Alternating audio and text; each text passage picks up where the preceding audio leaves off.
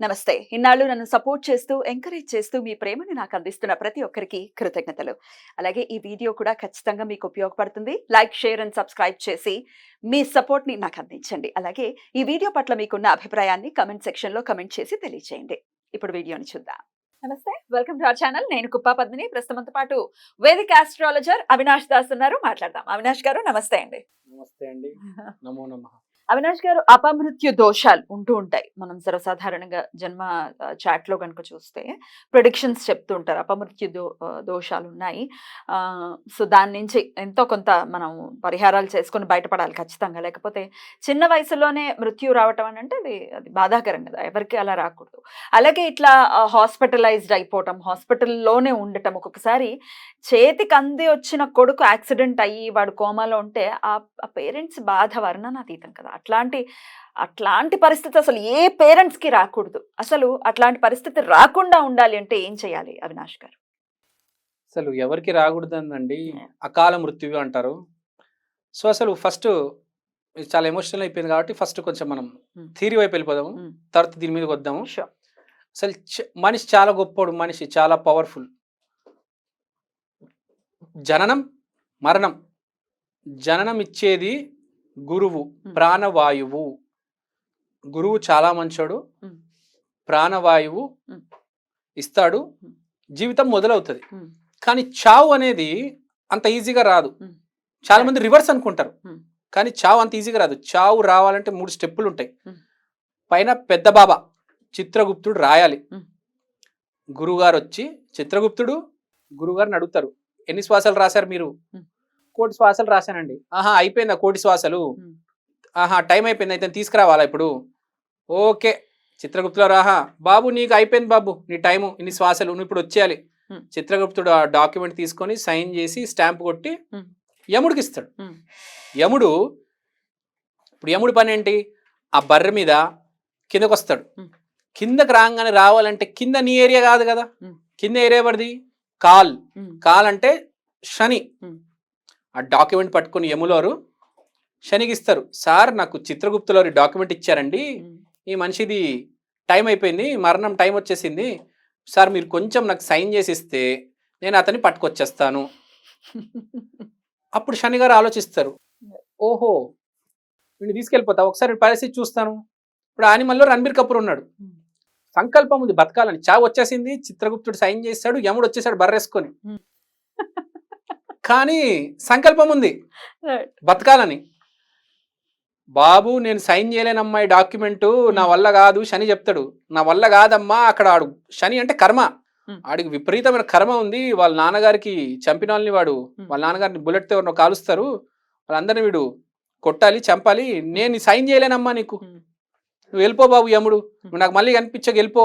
సంకల్ప బలం గొప్పది అని చెప్తారు. సంకల్ప బలం, బ్రతకాలి అని ఉండాలి అనే సంకల్పం.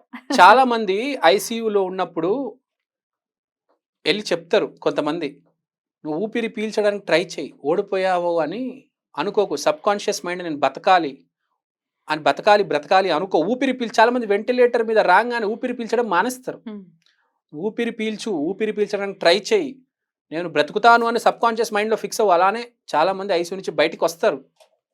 వచ్చిన వాళ్ళు ఉన్నారు, నమ్మాలి. సబ్ కాన్షియస్ మైండ్ సంకల్ప బలం గట్టిగా ఉంటే శని క్రాస్ చెక్ చేసి యముడిని ఆపుతాడు.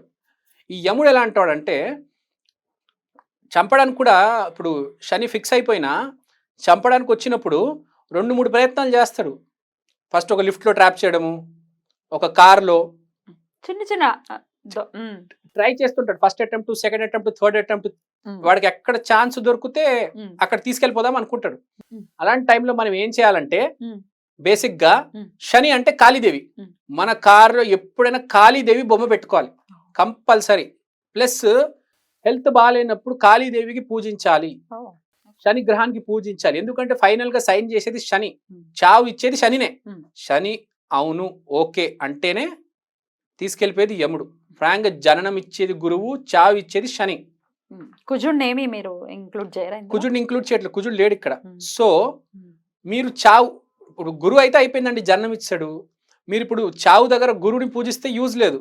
ఎందుకంటే ఇచ్చేసాడు అతను. ఇప్పుడు చావు శని దగ్గరకు పంపించేస్తున్నాడు. మీరు శనిని పూజించాలి, చావు దగ్గర శనిని పూజించాలి. మహామృత్యుంజయ మంత్రం అంటారు, అది శనికి సంబంధించిన శివలింగానికే మంత్రం అది. కాబట్టి కాళీదేవి ఆరాధన చేయాలి. కారులో కంపల్సరీ కాళీదేవి ఉండాలి. ఇప్పుడు బైకుల్లో అయితే బైకుల్లో కూడా కాళీదేవి. ఇప్పుడు చాలా మంది హనుమంతుడు ఎందుకు పెట్టుకుంటారు అంటే కుజుడు యాక్సిడెంట్లు చేస్తాడు కానీ చావు ఇవ్వడు. యాక్సిడెంట్ చేస్తాడు కానీ శని బాగుంటే ఇంత దెబ్బ కూడా తగలదు యాక్సిడెంట్లో. యాక్సిడెంట్ ఇచ్చేస్తాడండి. ఫస్ట్ ఆఫ్ ఆల్ యాక్సిడెంట్ అవ్వకపోయినా చనిపోవచ్చు, సడన్ గా మనిషి కింద పడిపోయి చనిపోతాడు. కుజుడు ఇన్వాల్వ్మెంటే ఉండదు. కుజుడు ఇన్వాల్వ్మెంట్ ఉంటే యాక్సిడెంట్ అవుతుంది. వితౌట్ కుజుడు కూడా చావు ఇవ్వచ్చు కానీ చావునే ఇచ్చేది శని. కాబట్టి మనం కాళీమాత ఎప్పటికప్పుడు ఆరాధన చేయాలి. కాళీమాత భక్తుడు ఉండటం చాలా ఇంపార్టెంట్. భక్తి కాళీమాత ఉండాలి. కుజుడు కూడా ఎందుకంటే యాక్సిడెంట్లు కాకుండా ఉంటాయి. దెబ్బలు తగలాలని ఎవరికి ఉంటది? ఎవరికి ఉండదు. సో హనుమంతుడు ఫర్ యాక్సిడెంట్స్, దెబ్బలు హనుమంతుడు యాక్సిడెంట్స్ అవ్వకుండా. చావు నుంచి కాళీ వెరీ ఇంపార్టెంట్. కాళీ భక్తి చేయాలి. మనకు చెప్పినట్టు ఇంకో వీడియోలో ఫలక్నామా కాళీమాత టెంపుల్ బాగా పవర్ఫుల్ కాబట్టి చెప్పినారు. అలా మీరు దర్శనం చేసుకోవడం చాలా ఇంపార్టెంట్. కాళీమాత ఆరాధన, కాళీమాత మంత్రము, కాలరాత్రి దేవి, మహావిద్యల్లో కూడా కాలరాత్రి అని ఉంది. మీకు శనికి ఎంత దగ్గర అవ్వడం అంత ఇంపార్టెంట్.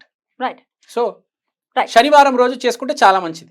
ఇప్పుడు ఆల్రెడీ ఇప్పుడు ఇందాక నేను చెప్పినటువంటి పరిస్థితుల్లోనే ఉన్నారు, ఏ హాస్పిటల్లోనే ఉన్నారు, ఐసీయూలో ఉన్నారు, అబ్బాయో ఎవరో మొత్తానికి కోమాలో ఉన్నారు అనే పరిస్థితి ఉన్నప్పుడు ఎట్లాంటి ఆరాధన చేస్తారు? అలా అంటున్నప్పుడు ఫైనల్ ఫిక్స్ అయిపోయింది అన్నప్పుడు రెండు, ఒకటి వీడిని చావు నుంచి కాపాడి, రెండు వీడికి ప్రాణం ఇవ్వాలి, ఇంకో జీవితం.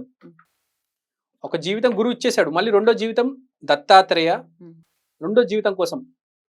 ఈసారి చావు వచ్చేసింది, పైకి పంపించకుండా శని సరే చనిపోయాడు, చనిపోయి మళ్ళీ కొంత బతుకుతారు, దానికి దత్తాత్రేయ.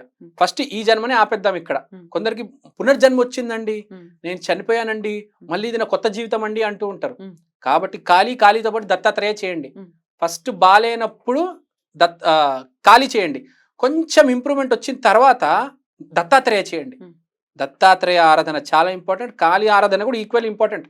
ఓన్లీ దత్తాత్రేయ చేస్తాను కాళీ చేయను, ఓన్లీ కాళీ చేస్తాను దత్తాత్రేయ. కొంతమంది ఎలా ఉంటారంటే నేను చాలా సౌమ్యుండండి, నేను కాళీమాత అంటే నాకు భయం అండి, కాళీమాతకి నేను చేయలేను, నేను దత్తాత్రేయుడికి సాయిబాబాకి చేస్తాను. అలా కాదు బాబు, జీవితంలో అన్ని చూడాలి, అందరికీ పూజించాలి. అమ్మవారిలో మళ్ళీ నువ్వు ఉగ్రం చూసేయడం ఏమిటి? అమ్మవారు కాపాడటానికి ఉన్నారు. కరెక్ట్. కాబట్టి నువ్వు అందరినీ చేయాలి. ఎట్లా కాళీమాత అంటే ఎట్లా అమ్మవారిని పూజించాలి? అమ్మవారిని పూజించాలంటే ఫ్రాంక్ గా చెప్పాలంటే, మీరు కాళీమాత గుడికి వెళ్తే పసుపు పెట్టుకొని నాలిక బయటకేసి డాన్స్ వేస్తూ ఉంటారు.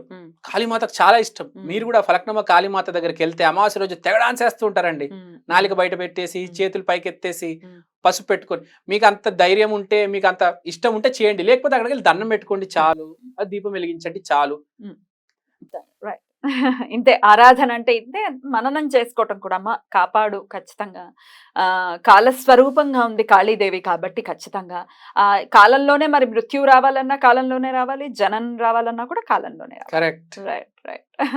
సో మనం స్టార్ట్ అయ్యేది చిత్రగుప్తుడితో స్టార్ట్ అయ్యి యముడు నుంచి కాళీ. అసలు మీరు యాక్చువల్ గా సిస్టమ్ లోపలికి వెళ్ళి ఎథికల్ హ్యాకింగ్ చేయాలంటే చిత్రగుప్తుడిని మీరు కన్విన్స్ చేసి వచ్చండి. ఇక్కడ దాకా అవసరం లేదు. అసలు యముడు మన లోకానికి వచ్చి మన మీద ప్రయత్నాలు చేయడం ఎందుకు? చిత్రగుప్తుడి దగ్గరే ఆపేస్తే స్టోరీ అసలు ఇక్కడ దగ్గర రాదు.